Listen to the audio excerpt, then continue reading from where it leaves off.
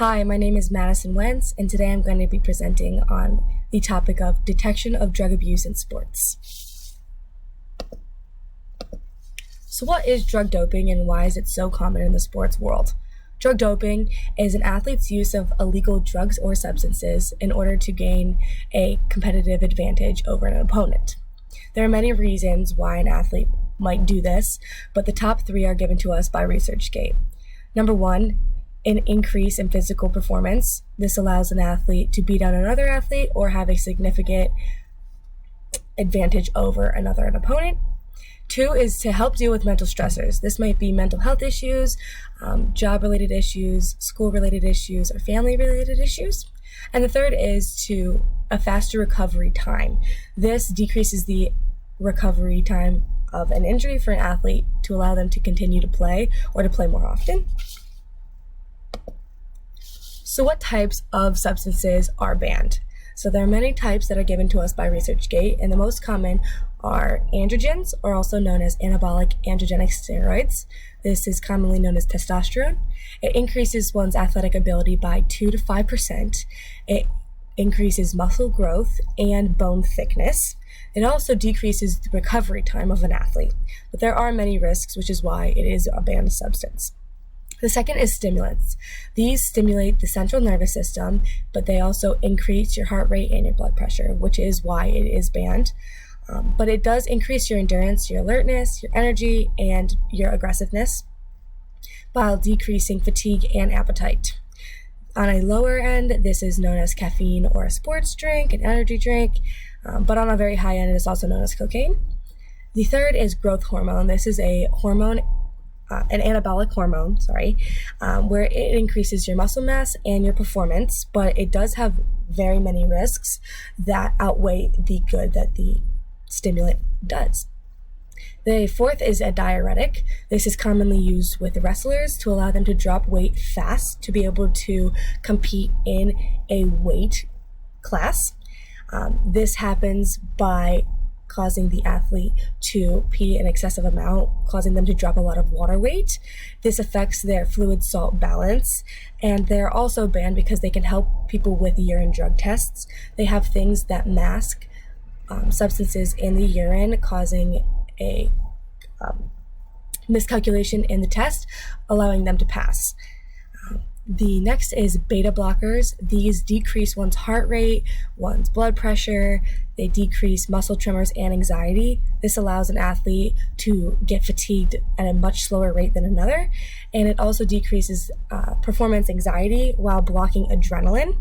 And the last is many methods to increase oxygen transport. So this is anything that allows a greater amount of oxygen to be transported to the muscles. This causes fatigue to happen at a much lower rate. So there are many side effects, short and long term, but they have to be assumed. They cannot be confirmed because it is unethical for scientists to know athletes are using illegal substances. On the next slide, we will be shown 2 tables. The first one is the prohibited list from the World Anti-Doping Agency. It goes over a lot of the drugs and substances that I had just gone over, including androgens, growth hormones, diuretics, beta blockers, and it goes through different types of substances that are under each classification. The second table is the potential side effects from each classified group of drugs. Very commonly, there are dehydration, weight gain, causing of strokes, diabetes, and osteoporosis. The history of drugs in sports. Drug abuse dates back before organized sports, when the Greeks would use mushrooms and herbs to increase their performance during work. The gladiators were the seconds to use this. They used stimulants and hallucinogens to increase the intensity of their fights. They prevented fatigue and injury, but they also gave them to their horses to increase the speed. In World War II, almost every single country decided to give their soldiers stimulants to increase aggressiveness and alertness, but there was a very big correlation with deaths that were not related to the war itself. And all of these deaths caused a lot of commotion, which made the Olympic Games decide to drug test in 1968. Because of this, a lot of athletes decided to drop out for the risk of testing positive. Only 667 athletes were tested, and around 15% did test positive. The NCAA formed a drug education committee in 1970, and this was to help educate others on what these drugs can do and why they should not be allowed in the sports world. The Anti-Drug Abuse Act in 1988 was given by President Ronald Reagan, where he stated that all drugs and substances not used for medical purposes will be banned.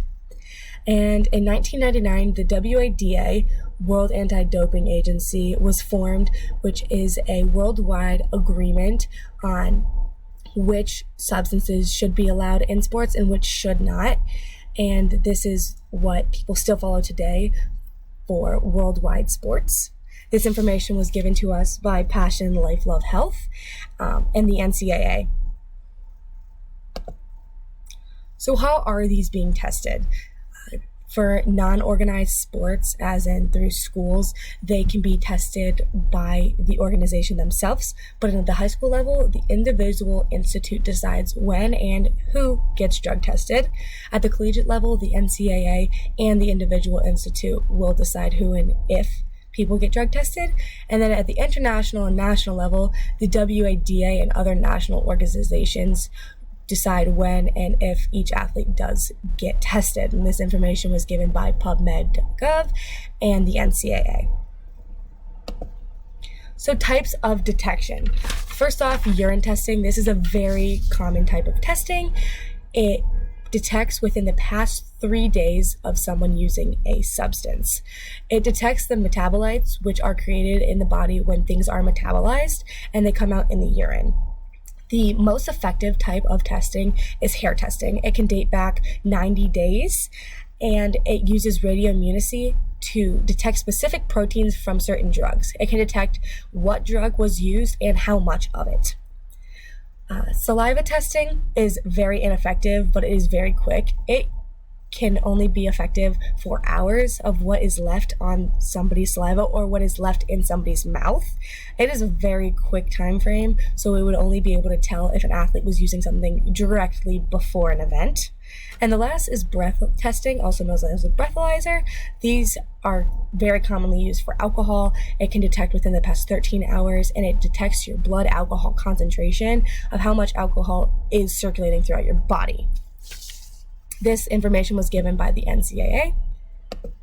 And in conclusion, there are many reasons why an athlete would decide to use performance-enhancing stimulants and drugs, but the top 3 are to increase physical performance, to help deal with mental stressors, and for a faster recovery time to allow the athlete to play longer.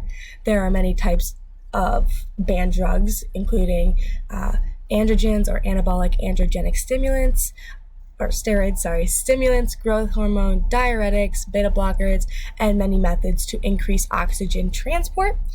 There have been drug doping cases before even organized sports were a thing, and there are 4 types of testing: urine testing, hair testing, and saliva testing, as well as breath testing. These rules are all put in place to make sure that the participants are all on a level playing field and to make sure that their health is a priority during these events. Here are my references, and if anybody has any questions, feel free to ask. Thank you.